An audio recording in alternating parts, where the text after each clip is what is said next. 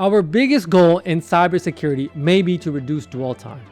With EDR, MDR, and XDR, we've reduced it significantly. We're breaking down the specifics of each, understanding how all three have the potential to cut dwell time even more.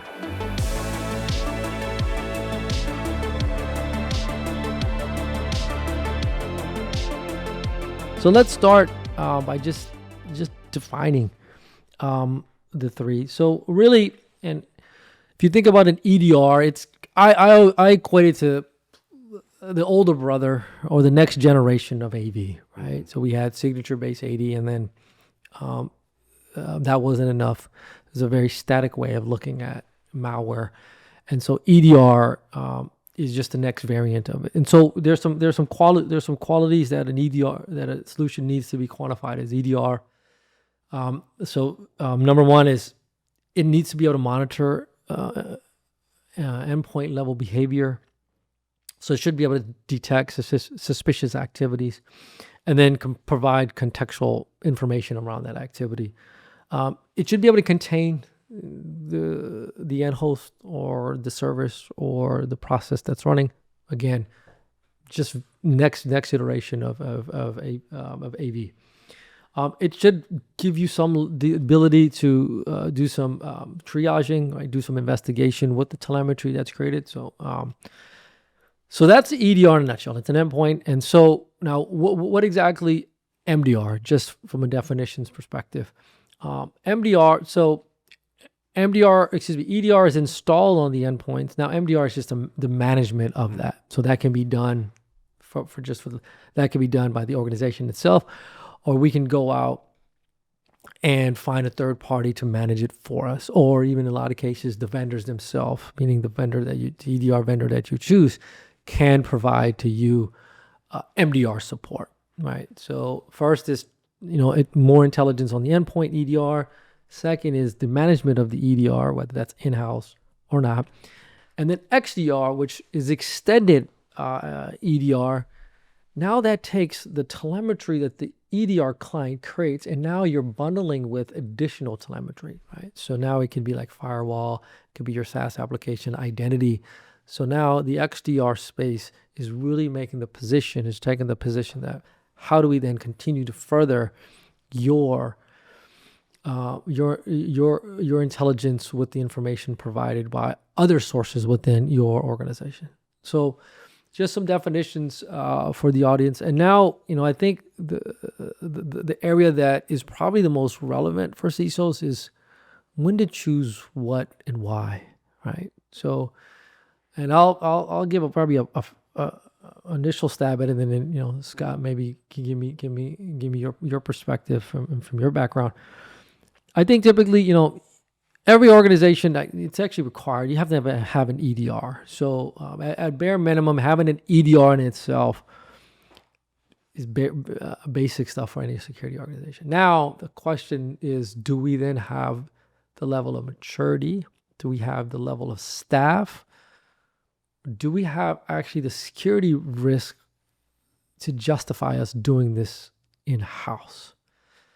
And that's where the CISO, I think, will have to understand their organization's appetite for it and really make an assessment. Does it even in a lot of cases, the answer to that is no. I would argue for most mid-sized to smaller organizations, it doesn't make sense for them to take on this level of effort. It's very labor, particularly. I think it's very skill set intensive, meaning to say you have to have very special skill sets for it. It's a 24/7 operation, right? So to do it correctly, and so if you're not of a certain size, the MDR or service providers should be very attractive to you. So mid-size, and then once you get to once you get to a space where you actually have incident response team members, that's where I think the MDR, not choosing an MDR versus doing it in-house, makes sense. But if you don't, then I think you should really consider looking at some augmented services for that. Then the last piece of it is, again, now let's assume you're an organization and you do have a few incident response team members who are just doing, investigation and detection. the question you have to ask yourself is, am I going to invest in to continue to build this out? And what I mean by invest is most EDR solutions, the telemetry is sent back to the EDR vendor's cloud. And so you're able to leverage that infrastructure to build intelligence around. Okay. Now, if you're going to add additional sources to it, some EDR solutions will allow some extent, some level of that, and others don't. So that means then you have to somehow bring this in-house. So do you want to spend the capital dollars of setting up a SIM and all the nuances that go with it? Maybe you consume a SaaS offering, but then that's a high price tag as well. And then always coming back to the team members. Do you have the team members to then support it 24/7, follow the sun kind of model if that's what's required? And all of this is still within the realm of having a really clear understanding of your security attackers' motives, right? So there's actually some really good, I think NIST does it, where they'll identify the level of sophistication that attacker has, and so they kind of outline all these different buckets that you could put them in, and really looking at something like that to then say, I believe that given our organization's business, we fit in attack, the attack profile X. I forgot the nomenclature. Based on that, we will probably never see a sophisticated enough attack to where building an in-house SOC ever would make sense. Or the opposite could be true as well, where maybe we do have reached that level. We potentially could see that level of sophistication because our assets would be that vulnerable. Then at that point, you could have a conversation of, okay, is the XDR sufficient enough? Or again, going back to, do we want to build this in house?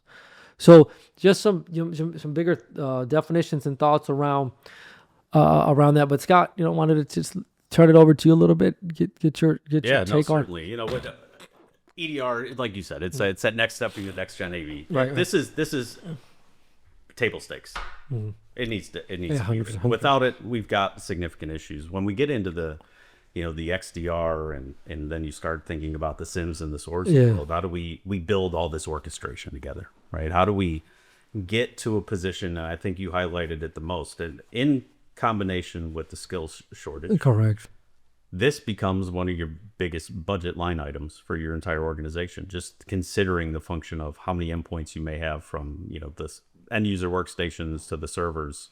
Then you get into the XDR space across your entire network stack, your SaaS applications, right. All of that, everything else, and bringing this all in. And then, of course, just the cost of SIMs, if this is where it's going. And then it becomes an issue of, how do you manage it all? Right. I really do believe in the MDR in these types of services. There's limitations. Sure. In the first iterations of MDR several years ago, it was just a person that's picking up the phone and calling you. You hope that you're getting more than that, but it had to start somewhere. Sure. So this is some years ago that it goes back, and this is starting to evolve on how are you identifying some of the most advanced persistent threats. How are we really identifying the 0 days? How are we leveraging user behavioral based analytics? And to me, operationalizing a lot of this becomes limited to the people that exist in your organization. Do you have the intelligence and the staff? Because also in this space of a SOC operator, somebody that's going to really be able to digest and understand any of the logic that's coming in from the event feeds that are happening. Of course, primary position is to get out of that 200+ days of dwell time. So we said 77, right? Yeah. Right. I mean, that to me, it's 2/3 of the year that's significant. So, this gets back into this position of, okay, we have the technology now that exists that's going to help shrink this. And I believe even some of the statistics that I've read about this, it's now under, in certain cases, 30 days because of this activity. But I also worry about, some of the false positives, especially when you get into the failing safe methodology that XDR is going to allow for you, or if you've got SOAR integrations, and this starts getting into much bigger and higher scale organizations of how this is going to work. It's just, it is a significant budget costs. It's a required budget cost in a lot of cases. You can't find an organization out there that doesn't have at the very least an EDR. EDR is starting to progress into the XDR, right? But I do personally, to bring it all back, it's if the goal is for any organization to reduce the ability, the feasibility, or the inherent risk of a breach, or limit the impact around a breach, and also to be able to meet any of the requirements for third parties as we've talked about now, or any compliance or regulation, or just general sense of security, this is table stakes. This is required. And this is where I really do think MDR, managed data detection and response services, things that are, bringing in additional telemetry to be able to identify exactly what's taking place, are key to any organization's survival. Today. I just don't see any other way, to really minimize this. This isn't like a much of a debatable topic. I think it's how far do you go becomes a debatable topic. Well, that's I think what it is. Like, and you're spot on, because it's how far do you go, and that's relevant for your org. And I think that's really the question. The definitions and all that stuff, I mean, it's ultimately a tool that you actually should need, but what exactly do you need to consume in-house, and what makes more sense not? And I think that's the conversation that CISOs should have with themselves, and be honest. It's okay to make, and I've had certain CISOs tell me, that peers have told me that, hey, this was, we just had a bad provider, so we brought it in-house. Totally reasonable response. But that's a reaction to a bad vendor. That's not an assessment on what's the right tool for you. Because that same peer of mine, I asked him the same question. Well, you chose that MDR provider for a reason. Did those reasons change? And the answer to that was no. So why did you change? So what extent are you going to consume, and what makes sense for your organization is where the leadership conversation, particularly the security leadership conversation, needs to be had. And again, the maturity of these solutions, and having run SOC teams myself, the maturity of the offerings are actually relatively really good. And depending on your organization, they actually make a lot of sense to leverage. Again, it'll just vary, but that's the real conversation around this MDR versus EDR versus XDR. Okay, now it's time for our research roundup segment, where we take a closer look at some data that caught our attention. Today's insight comes from Varonis, their original research titled The Great SaaS Data Exposure. According to the report, 35% of stale accounts still have active permissions. These ghost users are lingering in networks, offering potential attackers an easy way in. So according to the report, 35% of stale accounts still have active permissions. These ghost accounts are lingering in networks, offering potential hackers an easy way in. Scott, what do you think? Yeah, I mean, I've seen it myself. Okay. And we've even had the conversation, in previous episodes about, the third-party user, right? The consultant that still exists in your environment. Even in a lot of the operational capacities that I've been in, it's, a user is either voluntary, involuntary terminated. A third-party identity, because we have to consider too the human and the non-human users, right? These identities come in a variety of ways. Next thing you know is they continue to exist and they have data. Right. Tying this into the telemetry that you get from authentication, from the identity provider, from the network layer, of course, from whether it's at a VPN, a DNS, a web proxy, for instance, looking at where they could go and where they have access to. It's very easy. And from your background as running SOC teams as well, you can see that if someone's doing some enumeration and identifying all of your users, and they're seeing that here's an active user that is considered stale, and maybe they don't have to change their password. Well, that's a very easy target to go. Now, of course, this is where all of the telemetry that we're getting and identifying some of this stuff coming into play.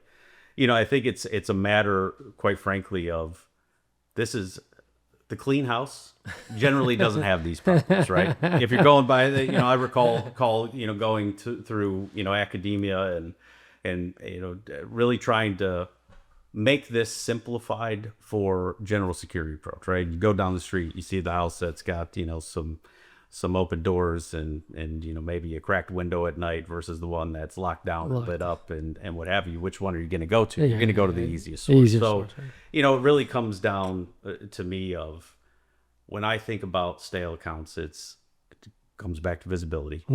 It comes back to deprovisioning processes. It comes back to making sure that your deprovisioning processes work, because if you're, say, for instance, tied to an HRIS system, well, that's only looking at human accounts. What about the non-human accounts? This is, everyone has to play in this game together from a position of what's real, what needs to be active, what's not active, how do we put safeguards around it? Because if that stale account does continue to have access and it's abused, are we going to be able to identify when this account starts being active again?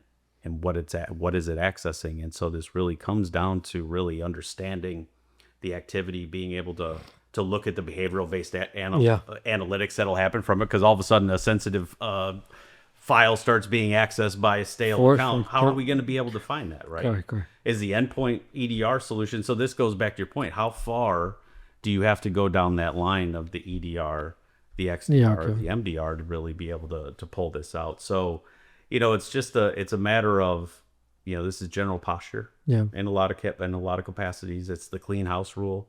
It's being able to manage access to the right people. Right. So for instance, do we have opportunities to automate some of the things, like if a user identity or a non-human user identity isn't accessing data in 4, 5, 6 months, can we strip that user out? That's a very easy and achievable thing to achieve. But also when you're getting to that position of being able to pull in all this telemetry and have it make sense, this is where it goes down into, are we staffed enough from a detection system? Are we getting an alert that we're not seeing or responding to? Right? And are we able to, leverage what we have to be able to stop these things, from the posture at the front end all the way to the back end of stopping and preventing it through automation? And I'll just add that, it's also important to think about your onboarding and offboarding processes here, right? The full user life cycle, because I think what my experience has also been is that these are areas that get overlooked, and it's very important. I'll give you an example that I actually ran into. So I was at an organization, and we had a good offboarding process, and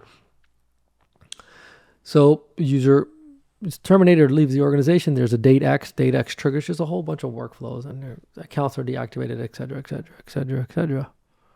But what we didn't realize is that there's still session cookies that still live, that had like a TTL or a lifespan that were beyond the time that the user left the organization. So what we learned was that, and it was a minimal impact, it was a kind of a system that we couldn't, unfortunately, set the session, basically the session timer for that app to sign the user out in a shorter window. But now, granted, it was a small exposure for us, but again, really being methodical and thoughtful around how do you bring people in the organization? How do you bring that identity to the organization? And then more importantly, how do you then offboard that identity? And being very methodical and surgical around what specific things that you need to be in place during the offboarding, and then validating that. Validating is key. You have to be able to validate it.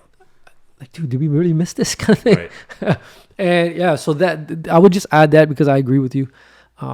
There are, it's just the appetite, but this is another area specifically for ghost accounts, and now there's this whole push on non-human identities, and what does that look like? But I think this problem is just manifesting itself in a different form. It's still the same root problem, which is how we onboarding folks and how do we offboarding them, and is that sufficient?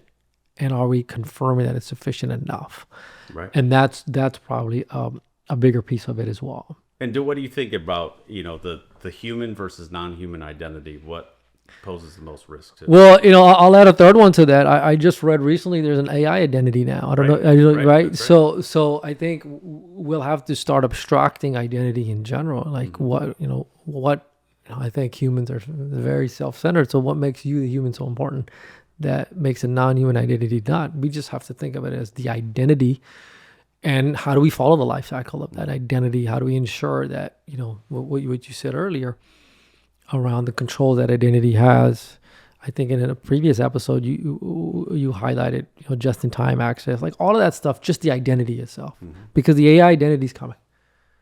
And I guarantee you that that's going to even bring problems that we haven't even thought about today. So the non-human identity, to me, the non-human identity is very similar to like a service account that but again, there's some nuances around that, but with a longer time. Correct. Yeah. And the session that is, present. How often do they have to re-authenticate? These are real problems that, again, if from a visibility basis, where from the root of what we're talking about here, the EDR, the XDR, the MDR, it takes a lot. Yes. It takes a lot to really be able to see it, understand what the behavior is of it, what are the activities, and if you're in a 24/7/365 world, which we all are now, where does that separate then from, the taking it in-house, leaving it in-house, or even doing a little bit of both? Augmenting, right? Yeah. Augmentation. Correct. That's the future of the general managed responses. As we try to reduce dwell time, as we try to get control over our networks and our ecosystems that are far beyond now just the brick and mortar. Of course, the perimeter doesn't exist anymore. So how to manage that is a tremendous task. No, absolutely. And I think and more relevant to this conversation, this is where the XDR areas could be beneficial for orgs, because EDR and MDR, just EDR management. Now XDR, you can start sending your identity logs, or you can start sending your identity telemetry to the XDR provider, and really have more contextual awareness of what's happening, what could be potentially problematic. So that's a great point. And this is yet again, it'd be nice to just say, hey, here's Aftab and Scott's playbook, but the reality of it is that it has to be the CISO has to have a really good sense of what the true risks are for the organizations. What are the level of sophistication a threat actor would have that would go after his or their organization, and then make the appropriate decisions based on that. And I think the XDR and MDR are very viable, particularly the XDR for the identity stuff. Right. Cool. Right. Okay. Do you have 2 minutes between looking over your latest security audit and keeping your 3-year-old from watching another episode of Bluey? If so, we'd love for you to head over to thececilcircle.com/survey and answer 5 quick questions for us. We're sending out something cool once a month to one lucky survey taker. This survey is going to help us deliver even better show for you next season. All right, let's get back to it. Let's do it, man. The last segment, patch it or forget it. Patch it or forget it. All right. I know a lot of people would like to say forget it. But you're talking to two security guys here. Let's see what we got. All right, cool. So here's how the game works. I'll start by listing 3 software vulnerabilities or legacy systems. And Scott has to decide if he'd prioritize patching it or leave it as low risk and explain why. After that, we'll switch and Scott will give me 3 scenarios. Okay, so you ready, Scott? Let's see. We're getting more complicated in these games. Yeah, I know. But this is good. We had to get through the alphabet, but now here we go. All right. The first one, an outdated CRM system from 2013 with limited external access, but still in use for internal records. Patch it or forget it. Limited external access. It gives me a little bit of pause. It's outdated. Okay. It's got some internal records that we need to concern ourselves. First and foremost, I'd be looking to replace it. But especially we're talking 11 years old now. But in a reality of assuming we have tons of different vulnerabilities and where we need to focus, I would not necessarily forget it, but I would probably deprioritize it on a list of what I was going to have my team focus on. If this podcast were a movie, Swordfish would be the director, producer, stunt double. They're the team behind the magic, working with B2B companies to create shows just like this one. Interested in co-hosting the next season of this show? Or maybe your CMO is thinking about launching a show for your company. Either way, if you want to create the top 1% of B2B content, go to sweetfishmedia.com and book a call. Okay, good reasoning. All right, okay, cool. Here's the next one. A publicly accessible web server with an unpatched vulnerability from last year running a critical customer portal. Patch it or forget it. That number one, shame on us for not patching it for a year. Yes. But that's got to be patched. There's when it comes down to external facing critical systems with vulnerabilities, very likely here's a dwell time of 277 days. Now we got to patch it and go figure out if we've got some active threats happening in the environment. 100%. And especially it's one thing to have a publicly accessible system that's unpatched that you don't know about, but in this scenario, you know about it. Yeah, high priority. This is generally where that's a big shame. 100%. I agree with you 100%. Okay, the last one. All right. I'm sorry. Here's the third one. A legacy HR system from 2008. Okay, Scott. No longer supported by the vendor, but is still used for archiving employee data. Patch it or forget it. I mean, this is almost a setup here, These are, you need to patch everything. A 2008 system we're keeping for archive. I'm going to answer this in the context of it doesn't have external access. It is limited to HR only. Okay. It is in a segmented network. Okay. And I would look for risk acceptance or a risk exception to forget it, but monitor it with the plan for removal from the network. Okay. Yeah, I think that's a reasonable plan. Actually, I agree with it.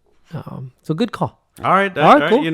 These are how do you, when you say that you're not going to patch it, you really, employee data. Yeah. This is it's got to be protected no different than customer data.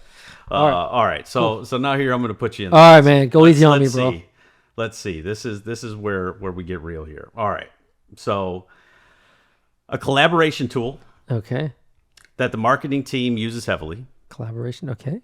But it's been flagged with a medium risk vulnerability, and the company hasn't rolled out any updates in over a year. Patch it or forget it. I'd patch it. You patch it. Let's hear why. Even though it's not a high risk vulnerability, anything that's heavily used across multiple teams should be kept secure. Yeah. So I think that's fair. Especially if it's connected with other systems. If it's used heavily, I would imagine there's some integrations. You're just asking for trouble. And regardless of a high or low vulnerability, it's still a vulnerability. Right? So I think the high, low, but again, is important. But the context here is, I think, I'd lean to patching. Well, and this is where we reclassify vulnerabilities, right? There you go. Exactly. The CVSS score is only what it's seen from the outside. Correct. But what are we really looking at? All right. Correct. All right. Good answer. So next one we got here, an old VPN that only a small team of remote employees use, but it's still active. No known vulnerabilities, but it hasn't been updated in 2 years. Do you patch it or do you forget it? Okay. So based on the question, the way you asked it, I will forget it for now. Okay. You said no known vulnerabilities. No known vulnerabilities. But it's old. It's end of life. Yes, but I'll keep an eye out on it. Okay. If there's no immediate risk, and it's not a priority, I would share that we should make an attempt to get this replaced soon.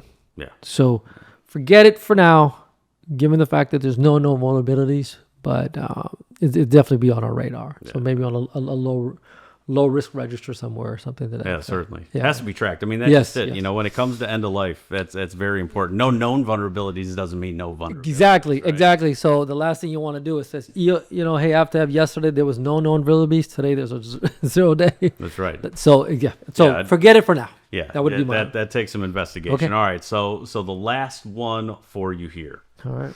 As we'll get eaten alive on who's going to decide whether we patch it or forget it, right? We're going to have a lot of public conjecture on this one. I'm certain. All right, so let's controversial. So cloud storage platform with a weak password management policy, but no recorded breaches. So a cloud storage platform with weak password management policies, but no recorded breaches. Do you patch it or forget it? Patch it, dude. Patch it. You have to. Password management, you're just asking for trouble. It's like leaving your car unlocked with some crown jewels. It's like you're just asking for it, even though no one has noticed it yet. And it's in the cloud, so which is a major target. So 100% better get that secured now. High priority. I wouldn't all hands on deck, but as close as all hands on deck as we can get. So, yeah, definitely patch it, bro. Sounds like we need some re-architecture in this environment that we got here. But it's not unrealistic. No, it's not. It's what most CISOs and security practitioners are walking It's into. it's a very real conversation. Tech debt's real. Correct. Yeah. Well, before we shut down today, let me give you a sneak peek into what we've got coming up next. We'll be diving into the complex world of vendor management, a huge part of any organization's security strategy. With third-party vendors playing such a huge role in day-to-day operations, managing those relationships effectively is more important than ever. We'll break down the best practices for keeping vendors in check, minimizing risk, and making sure your supply chain is secure from end to end. It's gonna be good. Remember, security fuels innovation, complexity is the enemy, and collaboration is the way. Until next time.